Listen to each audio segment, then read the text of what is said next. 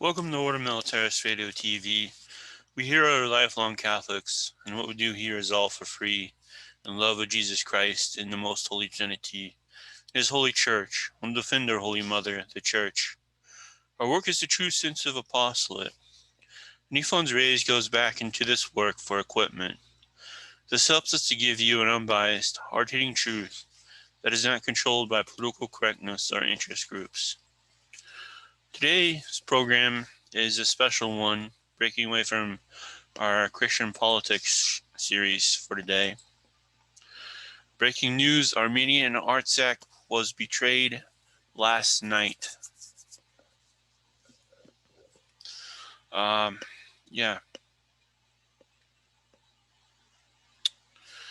me see if I can find where it starts. Right here. The Prime Minister of Armenia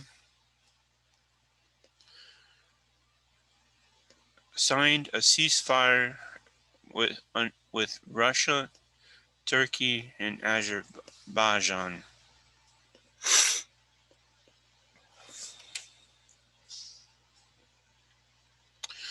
And then he fled the country to Sochi, Russia.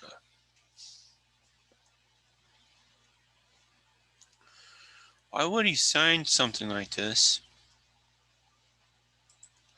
and then flee the country? Does not make sense. There are so many questions we don't have answers to. And they say the answers will be coming in the next few days and weeks.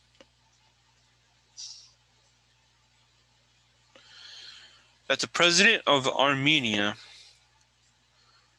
Armen Sarkisian, said he was informed about the trilateral agreement for a ceasefire from the media.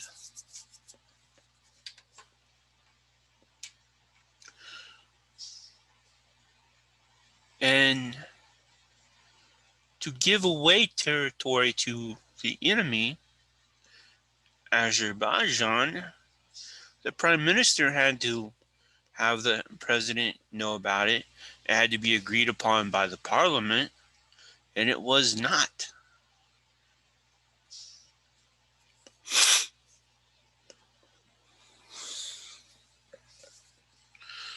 And there are other things. Let me see if I can find them here. Got so many tweets here. Samuel Babian, the Secretary of National Assembly in Artsakh, says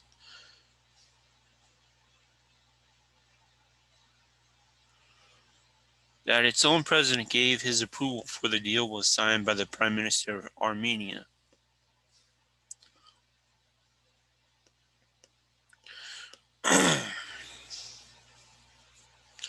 That he tried to prevent this catastrophe and disrupt betrayal. But the text was published with the consent of the Artsakh president. So the Artsakh president and the Prime Minister of Armenia betrayed the people of Artsakh and Armenia.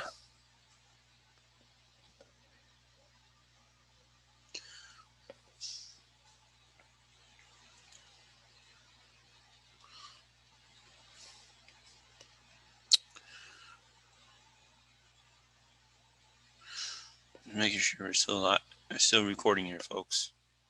Heard a noise in my headphones. Yeah, we're still good.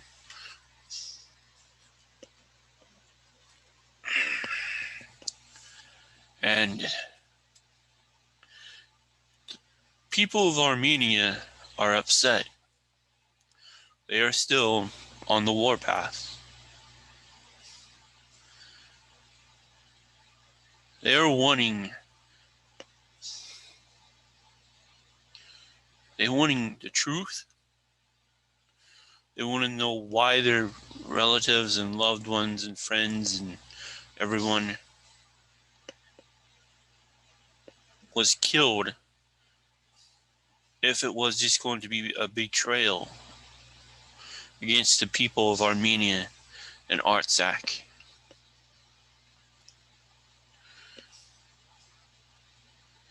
They have every right to be angry and protesting, rioting, because of this agreement not agreed upon by the Parliament of Armenia.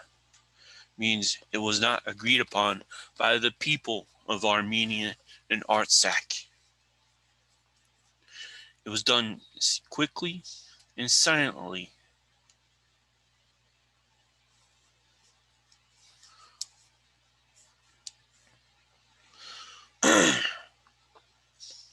The Armenian Artsakh forces were taking on 8 different countries.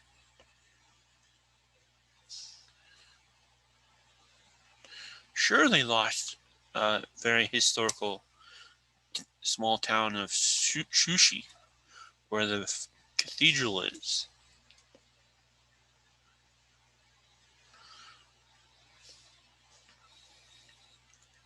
And to blame the exhaustion of the troops on COVID is nonsense. If you actually look at all the doctors speaking about COVID, it is just a really bad type of flu or cold. Yes, the flu and cold can kill people if you have underlying conditions. But apparently 2020 is the year where a cold and a flu do not kill people anymore because it is not counted. So, and yes, it is winter time up in the mountains in Artsakh. Yes, there's probably snow on the ground. Yes, being killed by and attacked by suicide drones does get a little tiring and cause you to go a little like jumpy.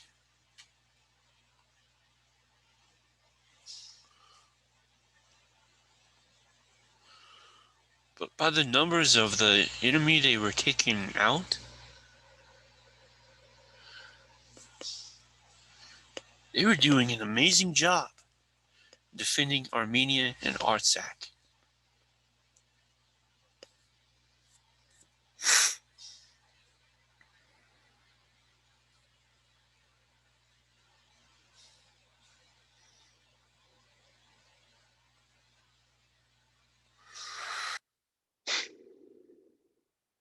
It just does not make any sense. Who is this Prime Minister of Armenia? Has he done something like this before in his political history? Let me go to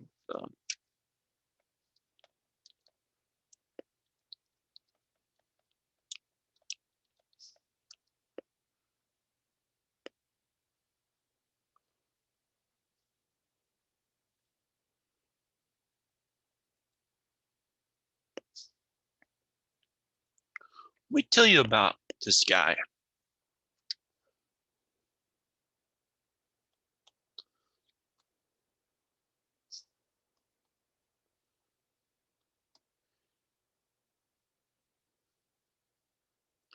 He's a journalist,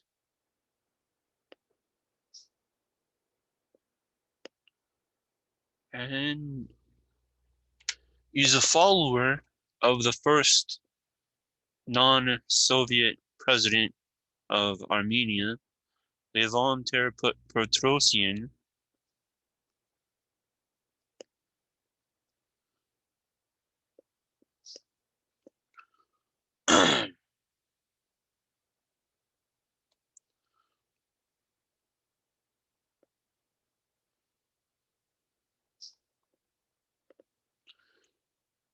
Now, this comes in from 2008. In a series of classified documents leaked by WikiLeaks, Joseph Piniton suggests that Pashinyan, the current prime minister of Armenia today, if you want to call him that, or as we say in America, Benedict Arnold, that Pashinyan was a radical Petrosian ally and a cheerleader during post-election protests. The peaceful demonstration on the Freedom Square came to an end on March 1st, when the government used violence to disperse the crowd at Freedom Square. Now, so has he ever escaped and went into hiding before? Yes. On March 2nd, 2008, Pashinyan went into hiding as a post-election demonstrations were violently dispersed by government forces, resulting in the death of 10.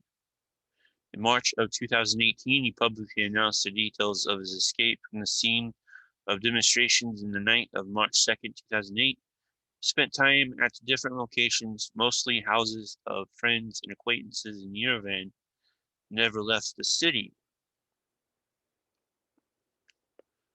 So yes, he's been known to escape and hide.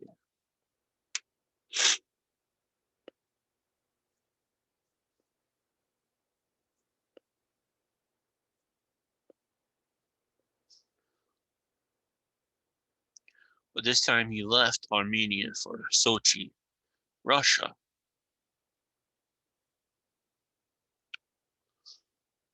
Mm-hmm.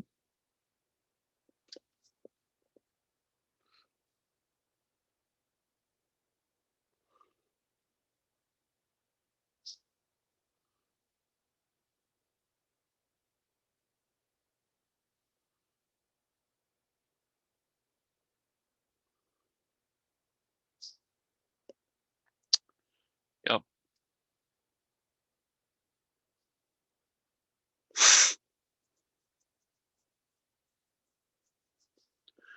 So what is this Nikol Pashinyan's ideology? Throughout his political career, Pashinyan has positioned himself as a post-ideological politician. At a 2016 lecture at the American University of Armenia, Pashinyan stated that the political ideologies have yielded their position to challenges. His critics have pointed to his perceived lack of clear ideology as a weakness. Western sources have described Pashinyan as a centrist, progressive, and a liberal Democrat. Throughout the 2018 protests, Pashinyan and his allies used somewhat populist rhetoric with leftist overtones, rallying against corrupt elites and advocating for social justice. According to Armen Sarkisian, one of his allies, Pashinyan advocates meritocracy and egalitarianism. Oh boy, let's see what these words are.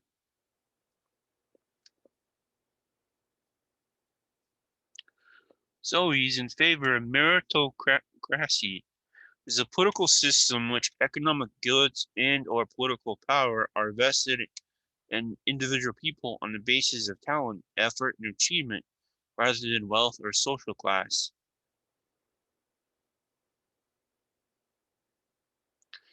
And to receive this stuff, you have to pass an examination.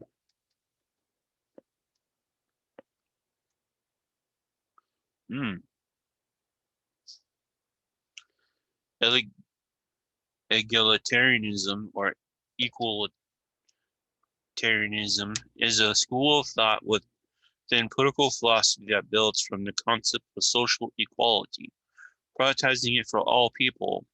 Egalitarian doctrine generally characterized by the idea that all humans are equal in fundamental worth or moral status.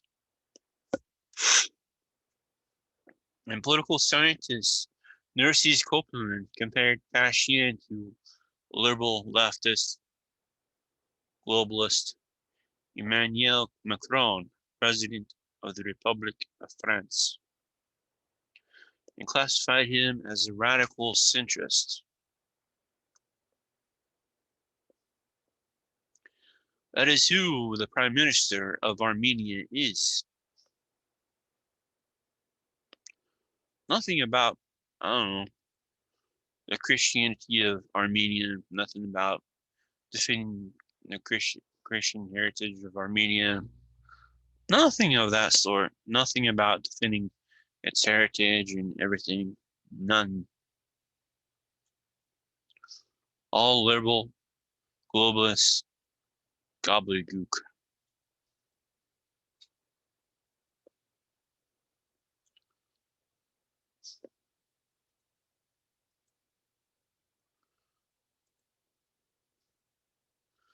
Oh, here he goes.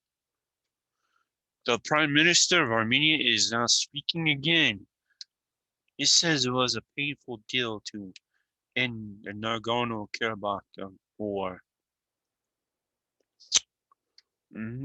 Sure it was. How much did they pay you, Mr. Prime Minister, to surrender and betray your people? Answer that one. Who made you betray your people and the people of the Artsakh Republic to the enemy? You watch this program on YouTube later, or listen to it on Mixcloud, Prime Minister. Answer that question. All people related to Armenia have the right to know. What did you get out of betraying the people and the heritage of Armenia? What did you get? Why did you flee to Sochi? You little coward?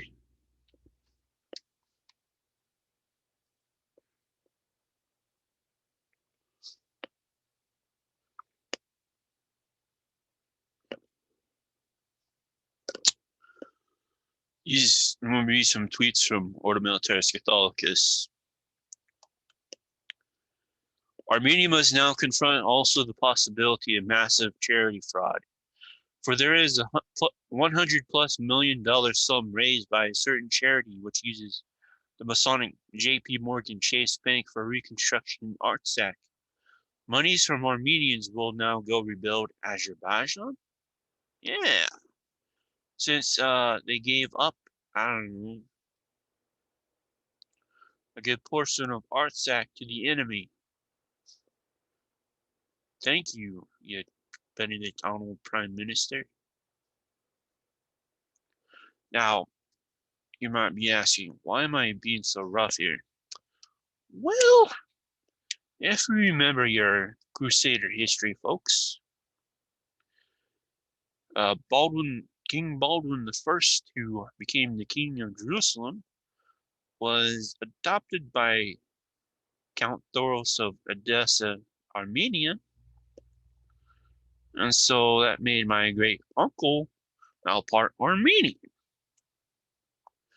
Then he married Count Thoros' daughter, Arda, which makes Arda my great aunt. You'll see her paintings in the show page. That's why. Back to the show.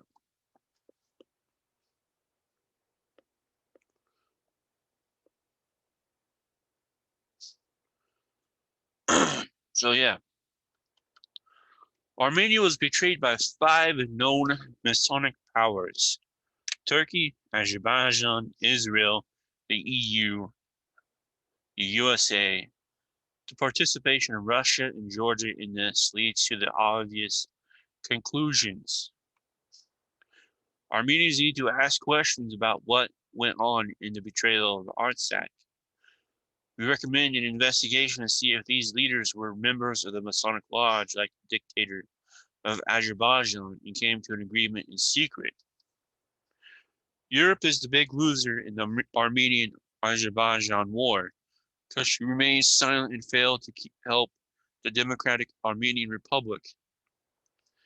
The EU keeps betraying Christians inside and outside the continent. From the news about the war, it seems the government of Armenia never wanted to win. One, they never did form a foreign legion, and military men were willing to go to Armenia to help defend Armenia and Artsakh and bring their special skills they learned over long periods of time.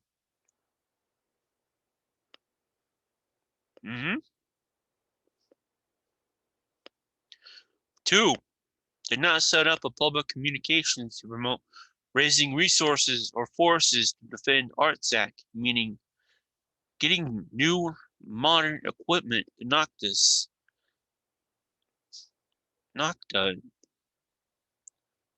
snot out of Azerbaijan with their modern equipment given to them by, I don't know, Turkey, Israel, USA, a few other countries. And third, employed the worst kind of static tactics in the field, meaning they did not advance. They just stayed where they were and thinking the mountain would protect them. Instead, they should have done some, like you seen on the TV show Hogan's Heroes, and deployed some special forces to go inside the enemy lines and, I don't know, destroy equipment, ammo bunkers, stuff like that. And taking documents, taking high-level prisoners, things that would ended the war properly.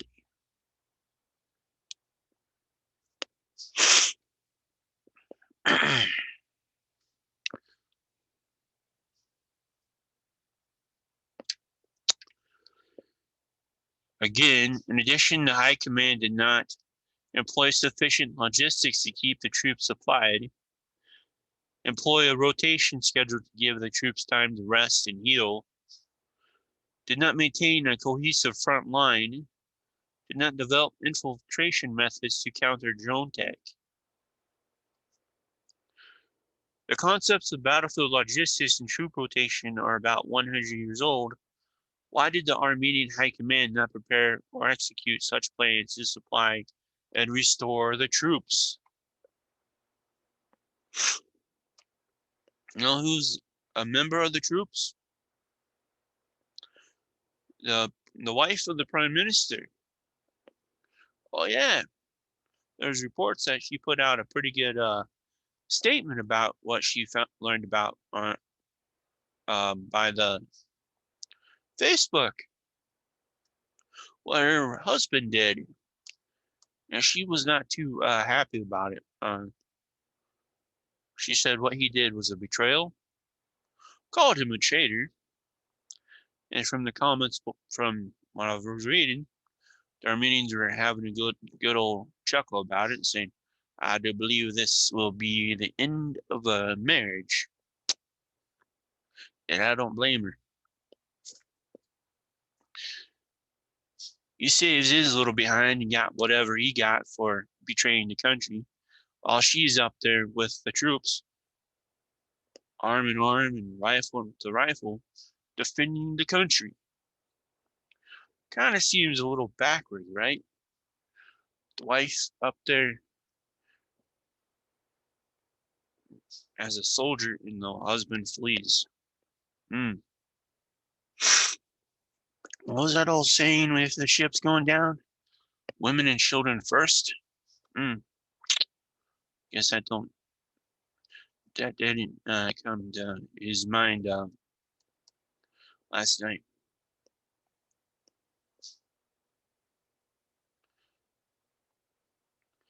Again, let's ask this question.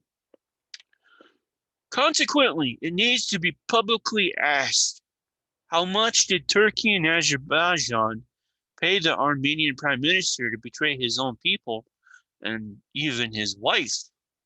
Who's a soldier on the front lines?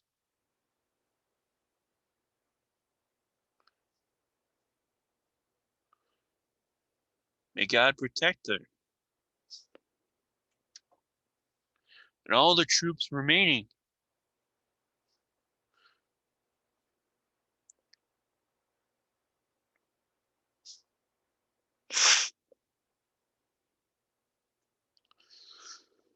Um,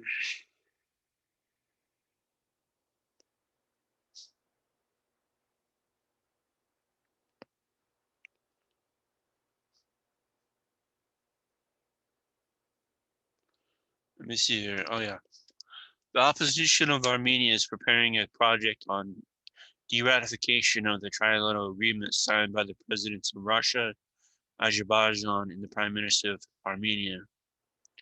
And they're also working on ousting the traitor, because this deal was never passed in the parliament and never got the approval of the people, which would have never got given their approval to. And hopefully the Speaker of the Parliament is okay now. They tried to lynch him last night, and he was in surgery to repair the trachea and other parts of the neck that breaks during a hanging.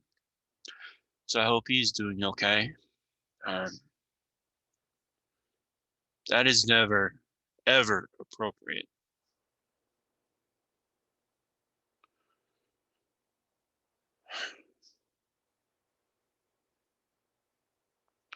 But the Prime Minister does need to come back to Armenia and be faced with these questions and possible trial. Then, if he is found to have committed treason, lawfully done capital punishment. Just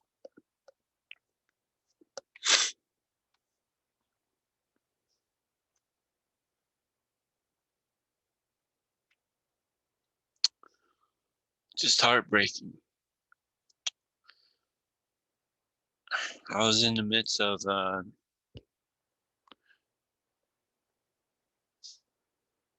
doing stuff last night for my mom when all this was breaking, and in the midst of trying to pray my rosary, and I stopped to share and report the news on share the news on Twitter.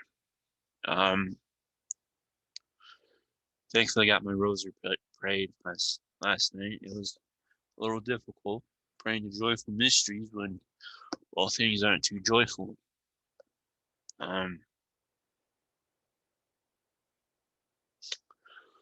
so you can read all of the tweets and click the Twitter thingamabobs, the embed Twitter tweets to see the news in the comments. I don't think you even need to have a Twitter account. You just click it and it should show you the stuff.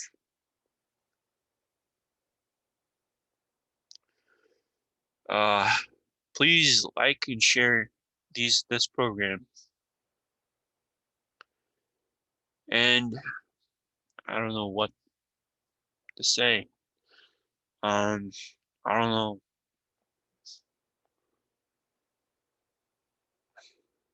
I don't know. If we're going to keep raising money for the actual Armenian people, I'll let you know. Man, so much was damaged and destroyed.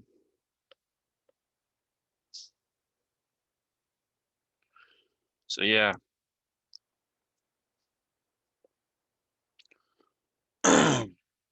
Mm. Anyway, so like, share this program. Please subscribe to our channels on YouTube and BitChute. And please follow us on Mixcloud.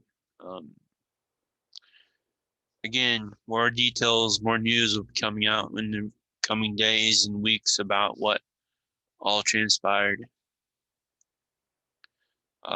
Please keep Armenia and Artsakh in your prayers. May God save and protect Armenia and Artsakh.